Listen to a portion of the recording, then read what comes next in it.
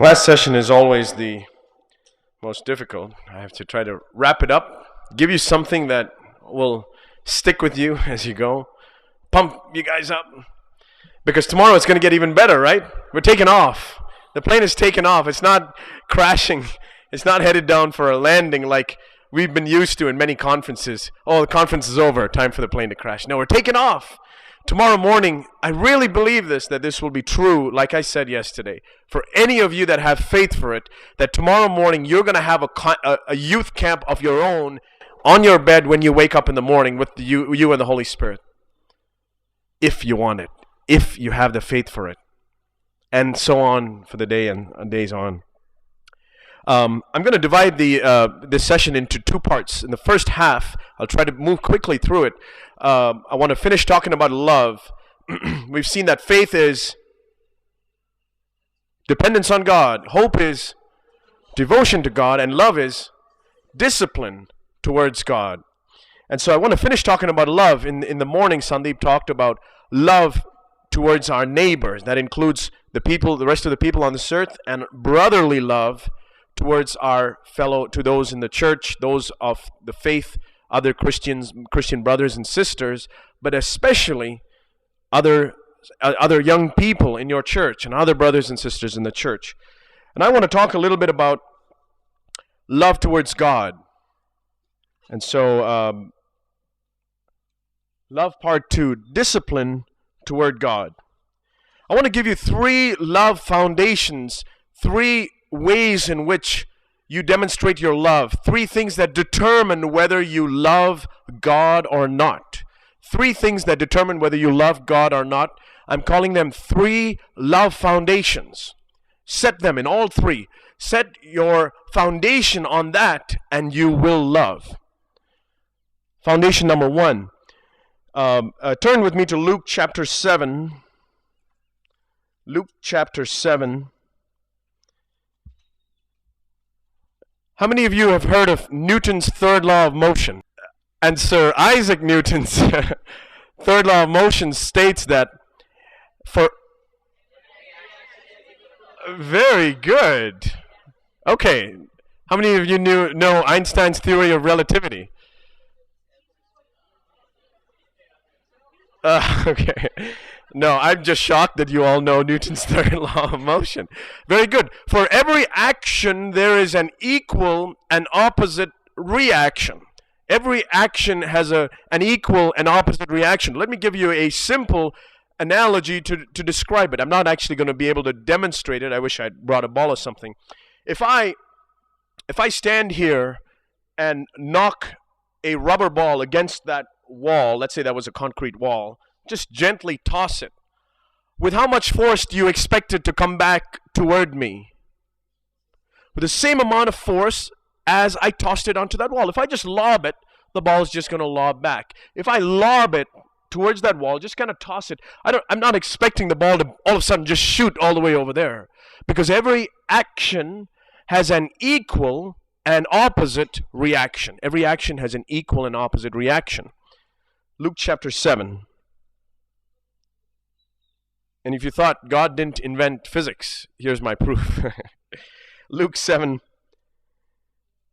verse 41, Jesus was in Simon's house, Simon the Pharisee, not Simon Peter, Simon the Pharisee's house, and he told him this story. Simon, a certain moneylender, had 2 debtors. One owed 500 denarii and the other 50.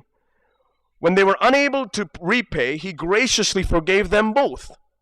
So, Simon, which of them therefore will love him more? And Simon answered and said to him, I suppose the one whom he forgave more. And he said to him, you have judged correctly. And turning toward the woman, this woman had poured her love onto the feet of Jesus. This was a woman of sin, a prostitute, who had come down and bought an expensive bottle of perfume and spent a lot of money on it, presumably. Opened it, poured it on Jesus' feet. She could have poured it on herself. She could have got more money through that, more customers perhaps. But she chose to pour it on Jesus' feet. And then she took her hair down and wiped his feet. She probably couldn't afford a towel perhaps. She said, I need a towel to demonstrate my love for my God, for my Savior, for the man who forgave my sin and set me free from my life of sin. And she wiped his feet with her hair. It didn't matter that his feet were dirty and muddy. So Jesus says to Simon, do you see this woman? I entered your house, and you gave me no water for my feet. This is the religious man, Simon, the big religious man, the expert on religion. You gave me no water for my feet, but she has wet my feet with her tears and wiped them with her hair. You gave me no kiss, but she, since the time I came in, has not ceased to kiss my feet. You did not anoint my head with oil, but she anointed my feet with perfume. For this reason I say to you, her sins, which are many, have been forgiven, for she loved much. But he who is forgiven little loves little. This statement, I want you to remember it. Love is the equal and opposite reaction to sin through being forgiven.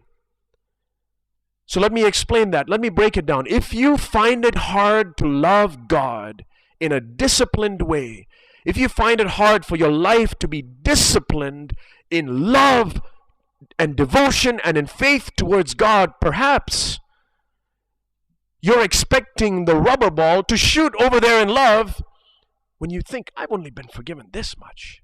The amount that you have been forgiven according to the way you think is this much forgiveness. I just did some bad things. That's just a little toss against the wall. And you expect a flowing, flooding, gushing love to come out of that? No.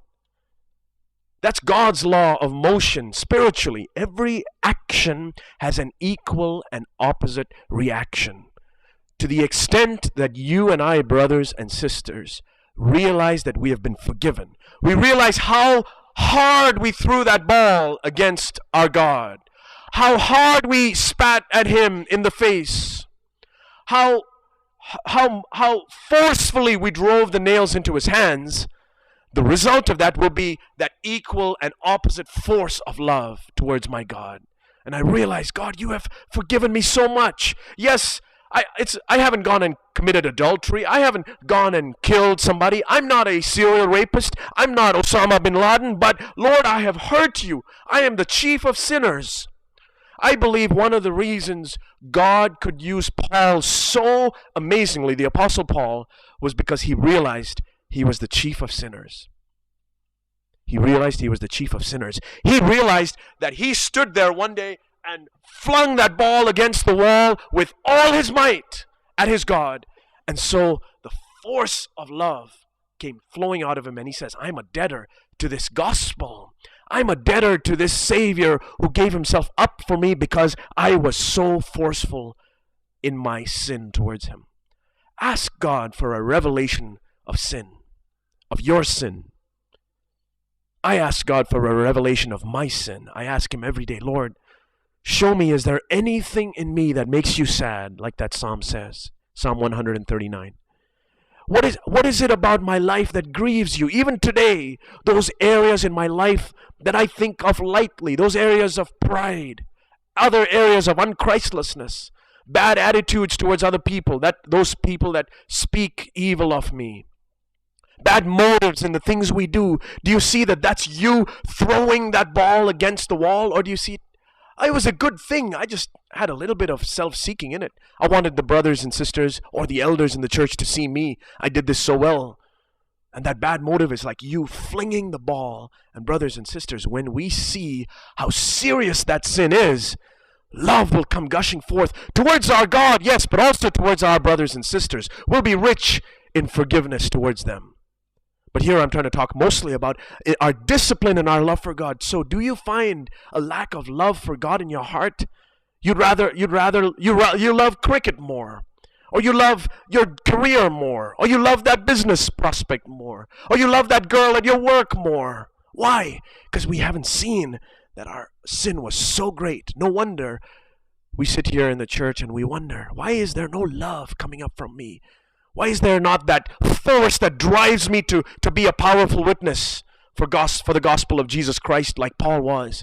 I have read Paul's words in Romans and in other places where he talks about how he's a debtor. He's just driven like he's got his tank full of gas and somebody's pushing him. You know what it was that pushed Paul? It was the realization that he was the chief of sinners. Love is the equal and opposite reaction to sin through being forgiven.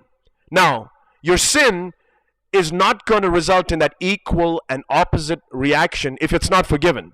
If there's sin in your life, brothers and sisters, you can have that powerful love for God flowing through your life and to your life and through your life right now if you confess your sin and repent of it. Forsake it. You don't have to wait till after this meeting. You can do it right now while you're sitting there. If the Lord convicts you of sin, be done with it. Set it away from you and ask the Lord for a revelation then of His forgiveness, and that love will push you forward in your spiritual life. Foundation number 1, love is the equal and opposite reaction to sin through being forgiven. Love's foundation number 1 is a sinner who's forgiven. Love foundation number 2, turn to Luke chapter 16, verse 13. Again, I want to remind you that we're looking at how love is a discipline. I think you heard this morning about love is not a feeling. There's a Christian song that goes with those words. Love is not a feeling, it's an act of your will. It's a choice you make. The movies, Bollywood and Hollywood, will tell you love is a feeling. You feel all kind of, you feel like dancing around the trees and floating in the air. That's the world's perspective of love. And the Bible tells you about a love that's far different. That's by a choice. If you love me, do. If you love me, keep. If you love me, obey. That's a choice. Love is not a feeling, it's a choice, an act of your will. So, love foundation number 2 is the love of a slave. Luke chapter 16 and verse 13, Jesus said these words that we know fairly well. No servant, no slave can serve 2 masters. Let me repeat that phrase again. No slave can serve 2 masters, for either he will hate the one and love the other. Whoa, back up. I thought you were talking about serving. What do you mean love? What does service have to do with love? No servant can serve 2 masters, for either he will hate the one and love the other, or he will hold to the one and despise the other. You cannot serve God and mammon. Look at how Jesus uses those 2 words interchangeably almost. Serving and loving. And the real parable, I want to turn over one more chapter to Luke 17. And then Jesus tells this parable. In the very next chapter, I think it's the same conversation really. And he goes on to tell this parable later on in this conversation. Luke 17, I'll begin reading in verse 7. But which of you, having a slave plowing or tending sheep, will say to him when he has come in from the field, "Come immediately and sit down to eat"? But will he not say to him, "Prepare something for me to eat, and properly clothe yourself, and serve me until I have eaten and drunk, and afterward you will eat and drink"? He does not thank the slave because he did the things which were commanded, does he? So you too, when you do all the things which are commanded you, say, "We are unworthy slaves. We have done only which we ought to have done." So you, when you get victory over sin, and you're tempted to think, I got victory over sin in that area, ought to say, "I'm an unworthy slave. I've only done that which I should have done." You see how victory over sin all of a sudden is not this big accomplishment that I made. And sure, it can feel like that. But do you realize when you reach that point in your life where you're proud of something, you ought to stand before God's face and say, "Lord, I was just doing what I should have done. That's all." You see the spirit of a slave. I hope you understand the story here. There was a slave out there working, and the master sat in the office in the air-conditioned room with his feet up on the table.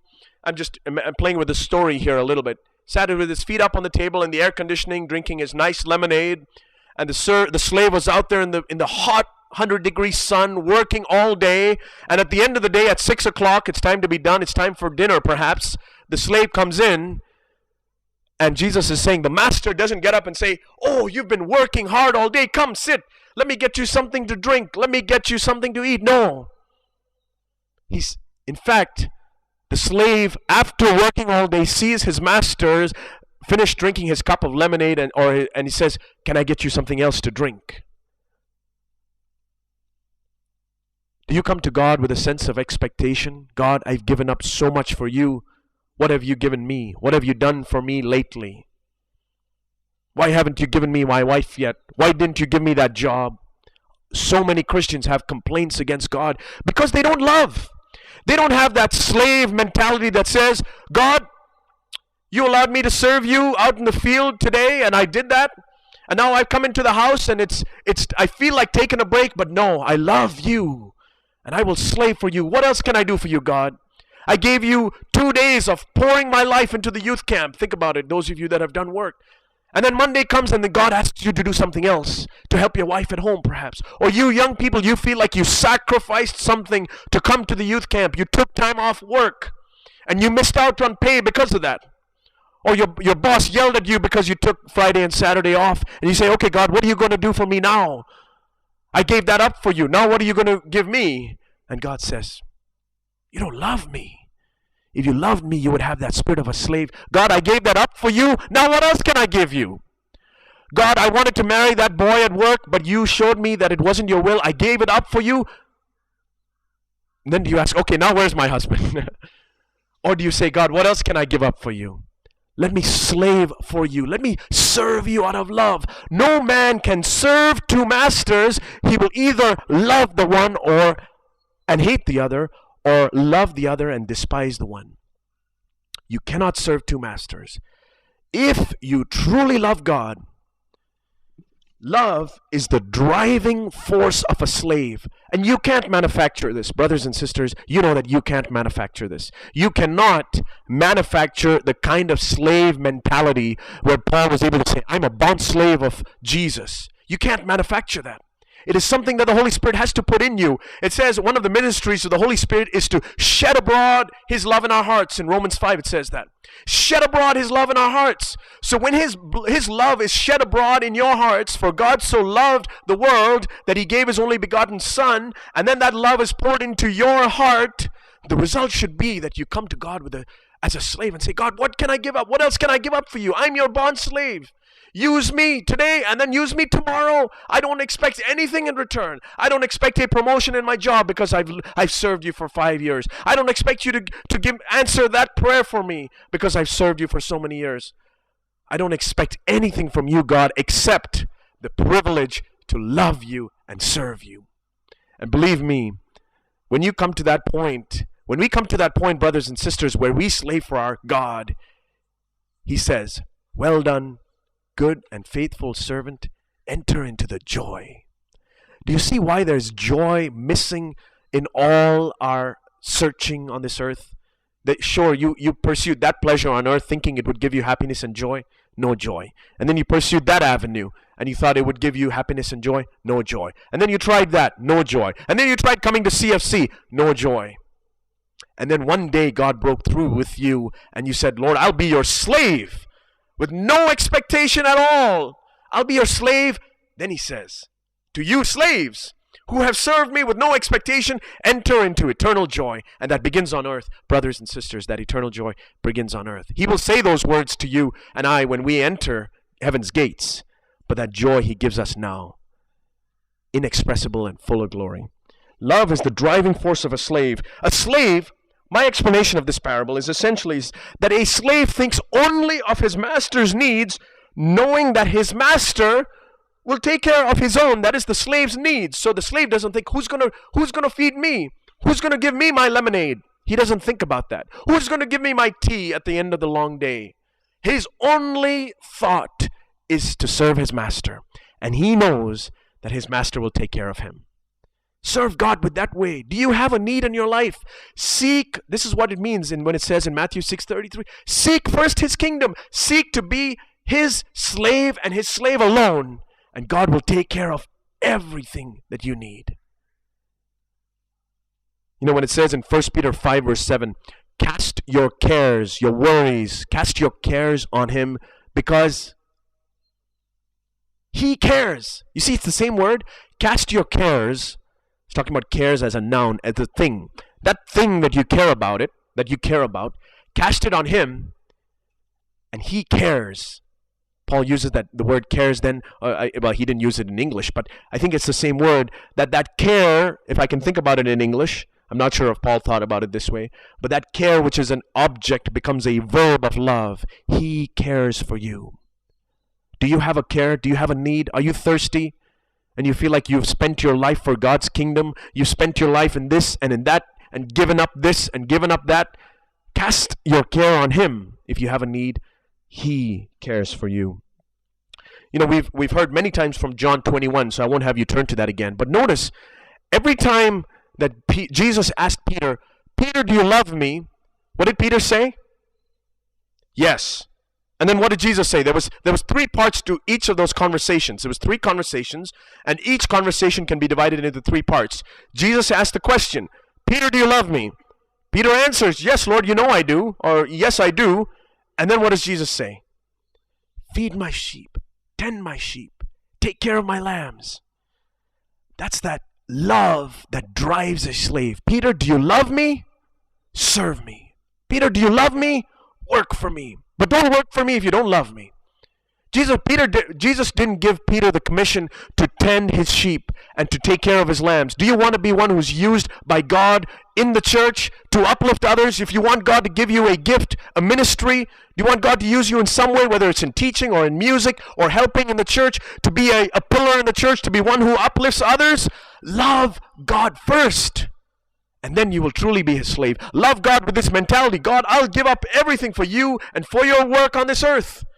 And then you can feed his sheep. Then you can tend for his lambs. But if you try to think, I'm going to be one of those that feeds God's sheep and tends his lambs, no. The first question is, do you love me? If you don't love me, take some time. Go sit down, count the cost. Decide if you really love God, and then he will give you the ministry of service, the love, whatever that is. His gifts. That's why it says that the greatest of these is love. Because And that's it's the same thought that Paul expresses when he says, if I have all these gifts, if I want all these things to be done, if I want to be an uplifter in the church and a prophet, one who prophesies, one who speaks in tongues, or someone who interprets tongues, or one who has the gift of faith, or the gift of healing, or the gift of secret ministries, maybe you're not too proud to seek those public ministries, you want a secret ministry, but if you want any kind of ministry that serves the church, the first question before God even gives you that is not, do you want to, or are you able? None of those questions. His first question is, do you love me? You see how I believe so many Christian workers in India and abroad have gone astray because their service of God has become more important than their love for him. Perhaps it originated from love. Perhaps at one time they really loved God, but one day their service and their ministry to him, how God used them in the church, became more important than their love for him. Remember what Jesus told the church in Ephesus? I know your works and all those things that you do, but I have this against you. You have left your first love. You stopped loving me. Somewhere along the way, you left your first love. And now it became about ministry. And ministries can get so big that they become about the ministry and not about love. Do you love me? Then feed my sheep. Do you love me? Then take care of my lambs. Do you love me? Then God will use you. God will use you. Love is the driving force of a slave. That's love foundation number 2. The third love foundation is the love of a son. 1 John chapter 3 verse 1. Look at this verse with me.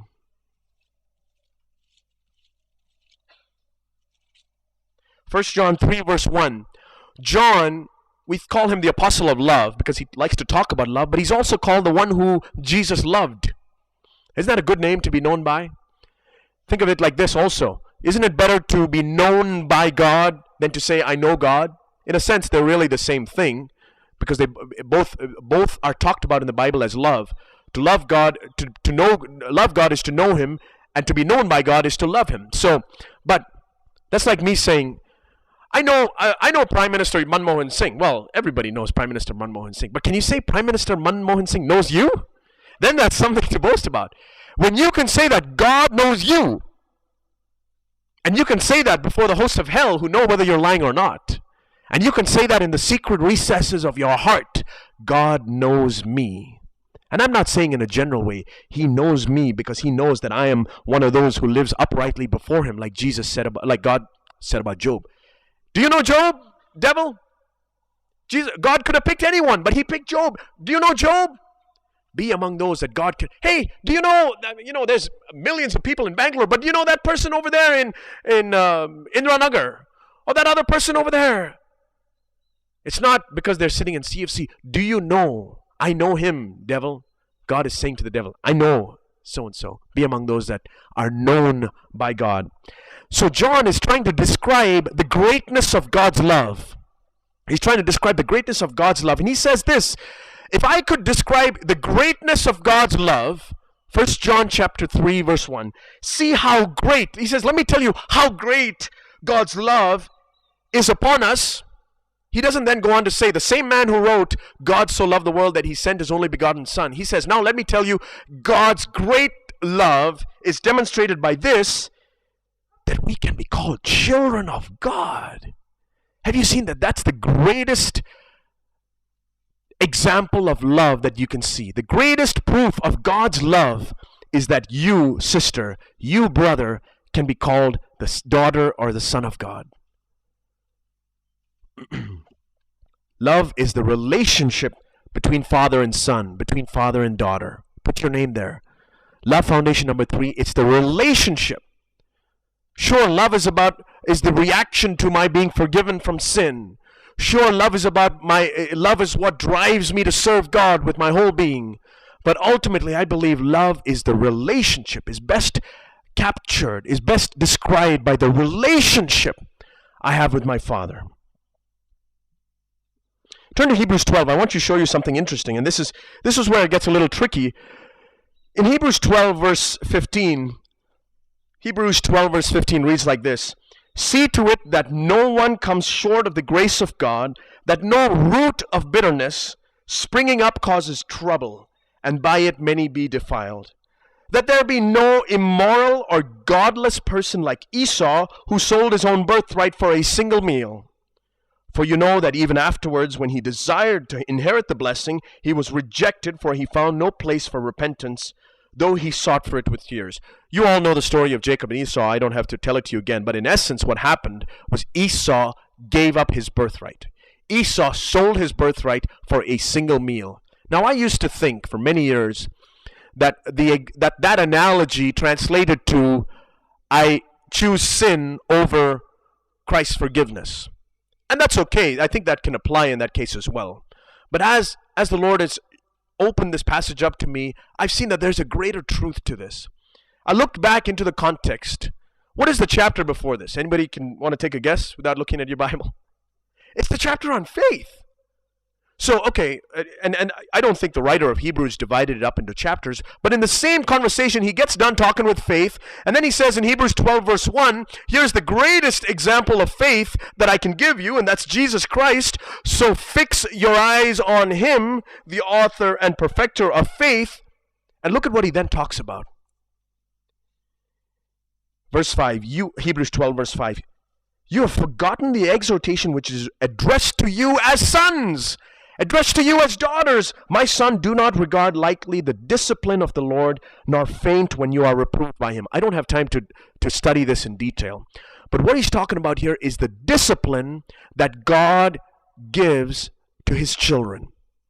That's why he says in verse 12, verse 6, for those whom the Lord loves, he disciplines, and he scourges every son whom he receives. It is for discipline that you endure. God deals with you as with sons. For what son is there whom his father does not discipline? Now, the word discipline is slightly different from how we've used discipline so far as a love. But there's a sense in which, when we say we discipline our children, what we mean by that is when we, as parents, when we discipline our children, is we train them to grow up in a certain way. Train up your child. Discipline your child. That means train your child to have a disciplined life. And you see that disciplined life is a symbol of love. And so he says, when God corrects you, when God disciplines you, you have a choice to make. You could reject that discipline and choose the bowl of porridge. Or you could say, my birthright is to be a son of God or a child of God, and that's why God is disciplining me right now. I choose that birthright, to be a son of God, even if He disciplines me, because I know He loves me, and I know that He would only scourge me or discipline me or allow me to go through some time of failure, or allow me to make some mistakes, or correct me through the elders perhaps, or through some other godly brother, or show me some area in my life that I need to grow in, because He loves me. And sadly, many, many, many young people have gone the way of Esau. When the Lord corrected them and says, here's your birthright, I'm your son, I love you, and that's why I'm disciplining you. And the elders come to you and say, brother, I'm worried about you. Sister, there's this area in your life. And then you react like this, like Esau. And you know what you're doing when you react like that? You're saying, I don't need the birthright. Being a son of God whom God disciplines, I don't need that. Being a daughter of God whom God scourges and corrects, I don't need that. I'd rather save my face and my reputation and defend myself. That's the bowl of porridge. And in a moment of self-preservation, which is what Esau struggled with, he was hungry and thirsty. In a moment of self-preservation, he gave up his birthright. And the writer of Hebrews says, see that there be no godless or immoral person like Esau, who rejects the discipline of a father. God loves you, brother and sister. And so He will scourge you. He will discipline you. He'll do it through the elders. He'll do it through your parents. He'll do it through ungodly people like your boss. He'll do it through your neighbors. He'll do it through your co-workers. He'll find any means possible to love you. Let me say that again. He'll find any means possible to love you. What I mean by that is He'll find any means possible to discipline you and train you. Just like I, as my father, will find any means possible to train up Olivia, my daughter, because I love her. Honestly, if I didn't love her, let her play with that knife. Let her put her finger in the electrical socket. Let her pull on that thing so that it falls on her and hurts her. Let her do whatever she wants. Let her drink anything she wants and eat anything she wants. That's a child whom I don't love. But the child whom I love, the moment she picks up that knife, I'm like, no, don't touch that. Or when she goes near that wall socket, I say, get away from there. Or I flick her finger, don't touch that, that'll hurt you. Have you seen that when the Lord scourges you and disciplines you and flicks your finger, He's trying to protect you from that which will hurt you because He loves you. Love foundation number 3 is the love of a son, the love of a daughter to his or her father. That's your birthright, brothers and sisters. That's your birthright. Don't exchange it for anything else. When you're corrected, when you're reproved, and us as young people, we need it. We need it so much. We're so foolish. We're so proud. We think we know so much, and God uses us a little bit in the church, and all of a sudden our head gets so big that we can't enter the doors at CFC. It's hard to get in. And then God has to prick that balloon and let out some of that air so that I can come in the doors again. And then He'll, if He loves you, if you haven't received discipline from the Lord in a while, perhaps it's time to ask God, do you and I have a relationship of love? I haven't received any correction from you in a long time. I haven't heard your Holy Spirit say anything to me that challenges me, that shows me where I need to grow in you. And perhaps you ask yourself, God, the elders haven't come to me, and I'm not saying that therefore we should live in paranoia. No, don't get me wrong, brothers and sisters. But when God does correct you, and thankfully I think all of you can testify that He's doing that in your life faithfully. So I'm here to lift up your head, to have you lift up your head and say, He is the glory and the lifter of your head, and He loves you. And that's why He allows you to go through that pressing experience and that scourging experience in your life. God loves you. When you go through disappointment, when that boy that you wanted to marry gets married to somebody else, or that girl that you want to get married to marries somebody else, or God doesn't give you the job that you tried so much to try. He loves you. Oh, He loves you. Oh, He loves you. And He doesn't mind watching you sit there and get discouraged, and well, He doesn't like that you get discouraged, but He doesn't mind you're going through that frustrating experience in life, because He sees that you're becoming disciplined. You're becoming disciplined. The purpose of discipline is to make us disciplined, make us like Him. All those rough edges that are unchristlike, He needs to chop off. And it hurts when I'm not like Christ and this part is sticking out and God has to shave it off little by little. It hurts a little bit. But thank God He does that. Otherwise, one day when I face Him and I'm not like Him because I have all these things about me sticking out, and then like it says in 1 John 2, I'll shrink back. All of a sudden I'll look at this stuff in me that's not like Christ, and I'll shrink back. God, no, please come back tomorrow. And it's going to be too late.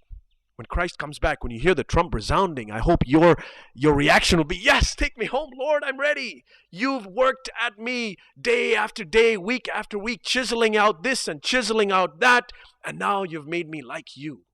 Yes, I fell and I got up, but I got up, and then I fell again and I got up, and I fell again and I got up, but I persevered in my love for you. And when you corrected me, I didn't get offended, I didn't rebel. I allowed you to chasten me because it was a reminder that you love me. Do you love the Lord your God like that? With your heart, soul, mind, and strength?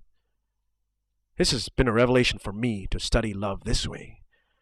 When I see that I love God so much that I allow Him to discipline me. You know that all of us have free will and the choice to reject God's discipline. If you don't want God's discipline, He'll try it once, maybe try it a few times, and if He sees that you'll just get offended easily when the elders say something to you or some word of correction God speaks to you, you just get offended. Out of love, maybe He'll do it a second time, maybe even a third time. But after that, maybe He'll stop. Perhaps He'll realize that there's a brother or a sister that doesn't really love me because they don't want me to love them back. Love. I'm going to give you a few moments to meditate on that. If you need to, just a couple minutes to meditate on that. If you need to write something down, or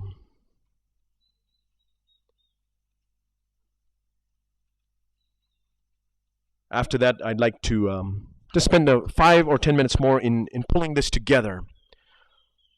Faith, hope, and love. But meditate on love. Meditate on God's love. Meditate on your love for God. Ask God, do you really love Him? You may have thought that you loved Him. And then you realize that you love as much as you realize you've been forgiven. And you realize that there's a love that should be like an ocean. We sang that yesterday. But is there really that love like an ocean in you?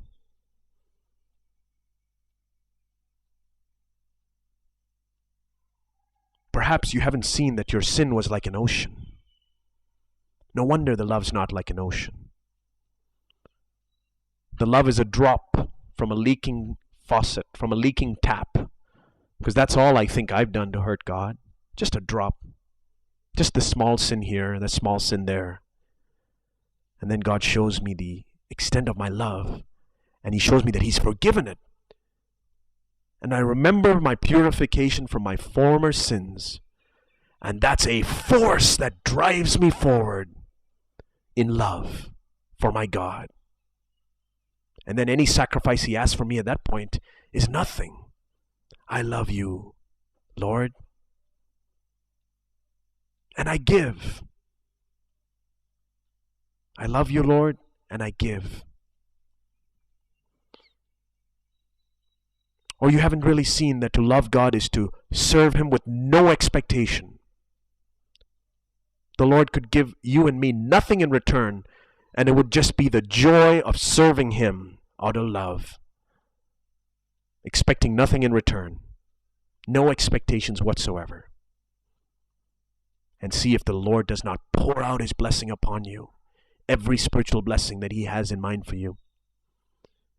Every spiritual gift that He has in mind for you, according to His plan, He'll give you. But He'll only pour it upon His slaves, His bond slaves. Or perhaps you've never seen that It's out of love that God chastens you and allows you to go through those hard times and disciplines you and scourges you. Brothers and sisters, this is not a message of discouragement. It's not for me, I'll tell you that.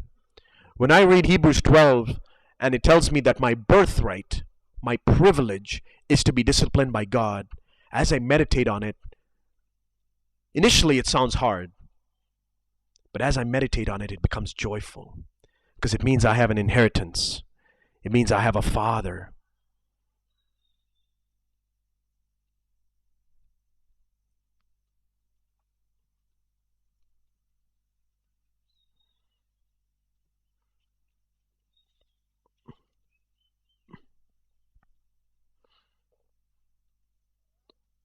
I have a father. He calls me his own. He'll never leave me no matter where I go. And he knows my name. He knows my every thought. He sees each tear that falls. He hears me when I call. He sees each tear that falls and hears me when I call. Call him Father. I believe that's the greatest name you can call him. Greater than Creator, Almighty God, Jehovah. The greatest name that the Bible reveals to us about our God is Father. Yes, he's a judge. Yes, he's holy. But he's my Father.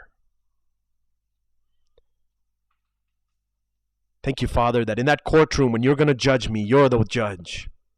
Of all the courtrooms that I could have been picked to be judged in, I get to be judged in the courtroom where you, my Father, sit as judge. And the penalty's already been paid. Thank you. Thank you for sending Jesus, so that I could have a relationship with you as your son, as your daughter.